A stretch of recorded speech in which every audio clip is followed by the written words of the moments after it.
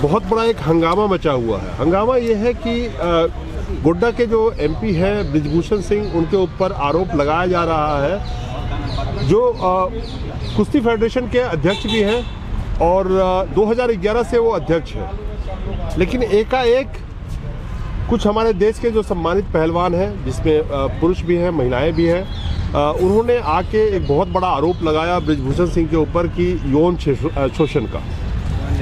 आखिर हमारे साथ, हम उनके घर के बिल्कुल सामने खड़े हैं और हमारे साथ उन्हीं के क्षेत्र के दो भद्र पुरुष मिले हैं और इसे जानने की कोशिश करेंगे कि क्या बृजभूषण सिंह की ऐसी छवि की कल्पना इन्होंने कभी करी थी।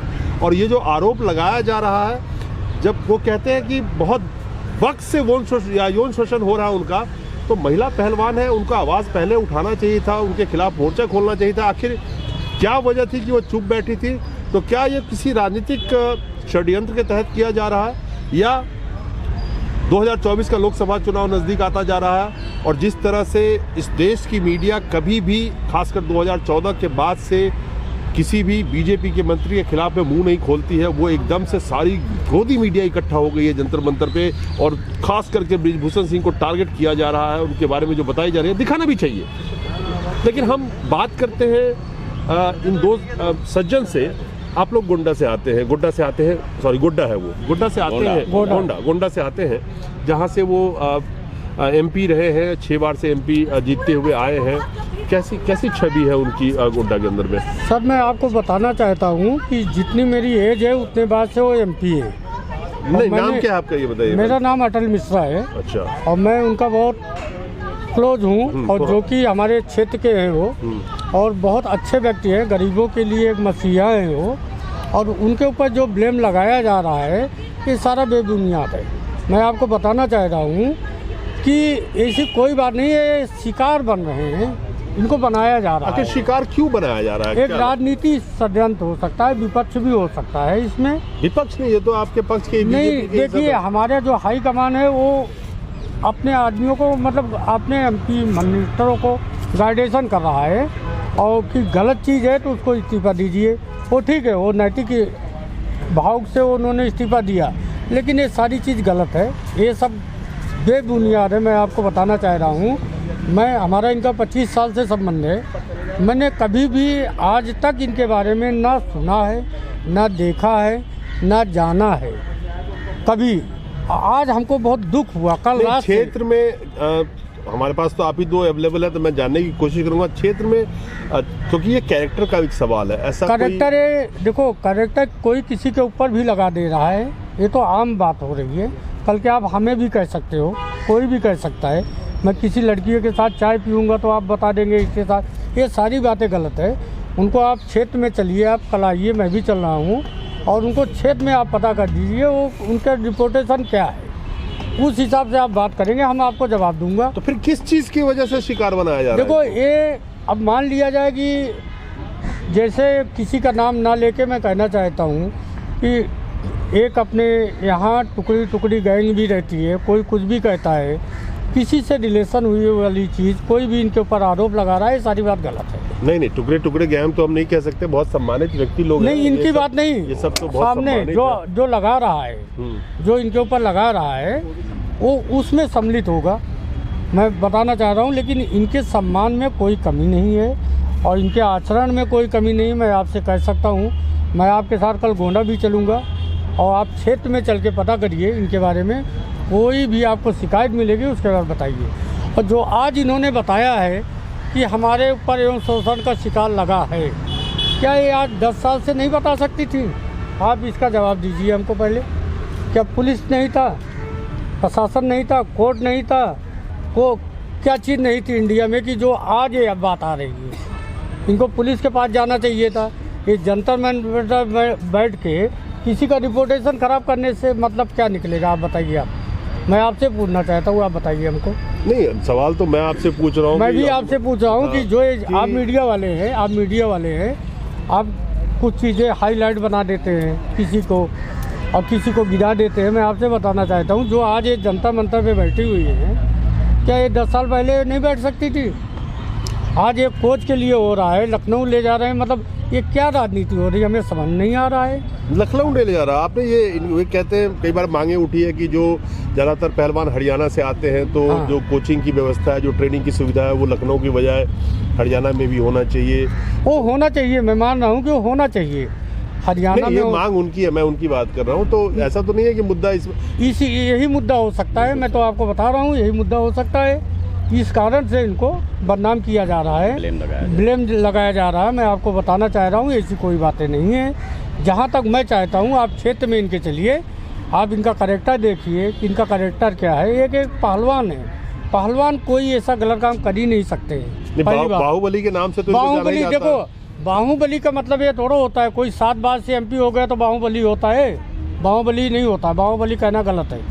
बाहुबली नहीं हो, बहुत अच्छे व्यक्ति हैं, बहुत संस्कारित व्यक्ति हैं। और ये बाहुबली आप लोग मीडिया वाले उछालते हैं बाहुबली बाहुबली। अगर कोई 7 बार से जीतता है तो बाहुबली नहीं होता, उसको पब्लिक जनता जनार्दन चाहती है। मैं आपको बताना चाह रहा हूँ कि कोई बाहुबली वाली बात नहीं है। तो आप क्या करते हैं गोंडा, आप करते क्या? भाई हमारा घर है गोंडा में, हमारा घर है गोंडा में, मैं इनसे परिचित हूँ। मैं इनके सामने, हमारी जितने बार से MP हैं उतनी मेरी उम्र हो। अच्छा। और मैं जहाँ तक इनको जानता हूँ ऐसी कोई बातें नहीं है। मैं आपको स्पष्ट करना चाहता हूँ, आप कहीं भी हमको पूछेंगे तो आखिर अब मैं कहता हूँ ऐसी कोई बात नहीं है, तो इतना बड़ा आरोप लेके कोई कैसे लगाएगा कि हमारा यौन शोषण हो रहा है, हमारा ये हो रहा है। जिस तरह से जो पहलवान, हमारी महिला पहलवान है, वो बहुत बड़ा ये आरोप है ना। वो लोग सर मैं बता रहा हूँ, देखिए किसी को बदनाम करने के लिए कोई भी किस हद तक भी जा सकता है। जैसे मान लिया जाए कि जो भी लगा रहा है मेडल पाने के लिए भी हो सकता है, और जो पोस्ट पे बैठा बदनाम करके कौन सा मेडल मिलेगा? नहीं, मतलब एक वो करा जा रहा है, इनको हारेट किया जा रहा है। अब सबकी तो इच्छा पूरी नहीं कर सकते हैं। मान लिया जाए कि अगर ये अध्यक्ष हैं तो सबकी इच्छा तो पूरी नहीं, आप जीतेंगे आपको कहेंगे, हारेंगे इनको तकलीफ होगी। तो इसमें तो ये राजनीतिक षड्यंत्र हो रहा है। मैं तो आपको बता रहा हूँ राजनीतिक षड्यंत्र हो रहा है। तो राजनीतिक षड्यंत्र हो रहा, तो मुझे एक चीज बताइए, आप भी अभी जंतर मंतर पे आए थे यहाँ पे? मैं नहीं आया था जंतर मंतर पे। नहीं, आप इनके घर के पास तो खड़े हैं ना? हाँ हैं। तो मैं सवाल ये है कि आपने भी देखा होगा कि वहाँ पे देश की जितने भी तमाम मीडिया हैं, बड़े बड़े न्यूज चैनल, हाँ, वो वहाँ पे इकट्ठे हुए पड़े हैं। लेकिन आप एक चीज बताइए कि यही न्यूज चैनल एक आम आदमी के लिए तो आपको नजर नहीं आएगा, पहली बात। चिल्ला चिल्ला के मर जाए। और खास करके बीजेपी के नेता के खिलाफ तो मैंने कभी, मंत्री के खिलाफ तो मैंने देखा नहीं इनको कभी आवाज उठाते हुए। ऐसी क्या बात है कि आज सारे मीडिया चैनल यहाँ पे इकट्ठे हो गए हैं, जिसको तथाकथित हम लोग गोदी मीडिया भी कहते हैं, जो आवाज लोगों की नहीं उठाती है, सरकार की गुणगान करती है, मोदी सरकार की, वही मोदी के मंत्री जी के खिलाफ में, मोदी के नेताजी के खिलाफ में आजकल खड़ी हो गई है। देखिए ये इशारा क्या कहता है? देखिए नहीं ऐसी कोई बातें नहीं। हमारे प्राइम मिनिस्टर, देश के प्राइम मिनिस्टर हैं, उनका रूल्स रेगुलेशन बहुत सही होता है। अगर कोई पब्लिक जनता जनादेश से अगर कोई बात उठाती है तो उसके रूल के हिसाब से वो अपनी बात रखते हैं। हमारे देश के प्राइम मिनिस्टर हैं मोदी जी, और मोदी जी को मैं नमन करता हूँ। और लेकिन इसमें अपोजिशन हो गया या उद्योगपति हो गए, किसी को डाउन करने के लिए बहुत बड़ा षड्यंत्र है। अभी मान लीजिए कि मोदी जी के मंत्री जी को काहे कोई डाउन करना है? किसकी हिम्मत है बताओ? नहीं, इसमें कोई तानाशाही नहीं है। हमारे मोदी जी का कोई तानाशाही नहीं है कि मतलब हम अपने को ना देखें। मीडिया स्वतंत्र है। मीडिया अगर कोई भी आंदोलन करता है, मीडिया उसके पास जा सकती है, उसको पूछ सकती है। लेकिन ये जो आंदोलन कर रहे हैं, मैं बता रहा हूँ आपको कि आंदोलन करने वाले को आज ही समझ में आया क्या ये चीज़? मेरे को इसका आप जवाब दे दीजिए। ठीक है, इसका जवाब मैं एक सेकंड आपको मैं तो बोल। शुक्ला जी, आप भी गोंडा से आए हैं। जी। कैसा छवि आपको लगता है कि आपके ब्रजभूषण सिंह जी का है वहाँ पे, और जो आरोप लगाए जा रहे हैं बड़े गंभीर आरोप हैं? देखिए, माननीय सांसद ब्रजभूषण शरण सिंह एक सम्मानित व्यक्ति हैं, और राजनीतिक में जो है बहुत पहले से ये अपना जो है पैर जमा रखे हैं, और हर गरीबों की ये सुनते हैं। कोई भी जाता है तो उनकी सुनवाई करते हैं।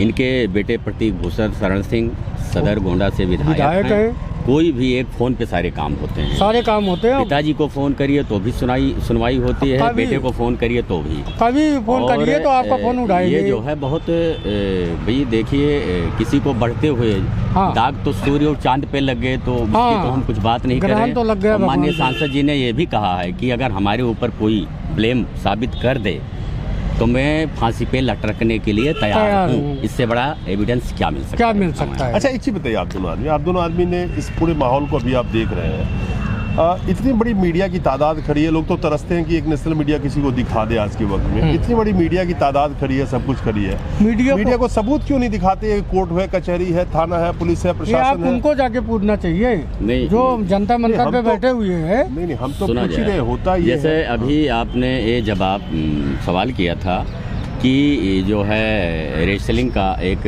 मुद्दा, पहले सारे जो है जितने भी रेसलिंग है ये सब हरियाणा से है। तो हमारे माननीय योगी जी ने प्रस्ताव रखा होगा, हो सकता है इसी के दरमियान ये फंडा उठाया जा रहा हो इनको बदनाम करने के लिए, ऐसा भी तो हो सकता है। उसके लिए इतना बड़ा स्टेप किसी की छवि खराब करने का कोई थोड़ी मकसद तो अभी कुछ दिन पहले ये सारे व्यक्ति यहीं आए हुए थे, सारे रेस जो है पहलवान आए हुए थे। अभी सांसद जी ने आज तक तो किसी को कुछ नहीं कहा। भाई सपोर्ट भी करते हैं, कोई गलती करता है तो डांटते भी हैं, ये तो भाई उनका सम्मान है, डांटना कोई गलत बात नहीं है, ये भी तो बात है। अगर अब इसमें हो सकता है किसी उद्योगपतियों का हाथ हो भाई, या किसी का हाथ होगा, वाले का वैसे है नहीं इस योग सवाल। और इतने दिन से लगातार ये है कि जो मामला मुद्दा ये चल रहा है, जो आरोप लगाए जा रहे हैं बृजभूषण सिंह के ऊपर में, उसके खिलाफ कोई अगर इनके पास सबूत हो, कॉल रिकॉर्डिंग हो, कोई वीडियो हो, क्योंकि अदालत की जो फैसले आते हैं वो सबूत के बदौलत ही आते हैं और सबूत के बदौलत ही न्याय मिलता है यहाँ देश में। तो पूरी कानूनी प्रक्रिया ही सबूत पे टिकी हुई है। तो अगर यौन उत्पीड़न हुआ है, काफ़ी सम्मानित पहलवान, महिला पहलवान लोग भी हैं, उसमें पुरुष भी हैं जो ये वो आरोप लगा रहे हैं कि महिलाओं का उत्पीड़न होता है, तो सबूत पेश करके और जो इसके खिलाफ जो सजा का प्रावधान है उसके खिलाफ सजा मिल सकती है। या किसी को आप कोई अगर पद पे है, मान लीजिए ये अध्यक्ष है कुश्ती रेसलिंग फेडरेशन के, उसके अध्यक्ष पद से हटा देना ही सजा हो जाएगा, इससे कतई नहीं हो सकता। यहाँ पे दो सवाल बहुत ही साफ तौर पे निकलते हैं कि क्या आरोप लगाने से कोई आरोपी दोषी बन जाएगा? किसी के आरोप लगाने से नहीं बनेगा। और अगर वो यौन उत्पीड़न का दोषी है तो उसको आईपीसी है, सीआरपीसी है, उसके तहत सजा मिलनी चाहिए। आरोप साबित करने का पूरा सबूत चाहिए, कोर्ट में मुकदमा चलता है और सारे सक्षम लोग हैं जो ये आरोप लगा रहे हैं। बिल्कुल।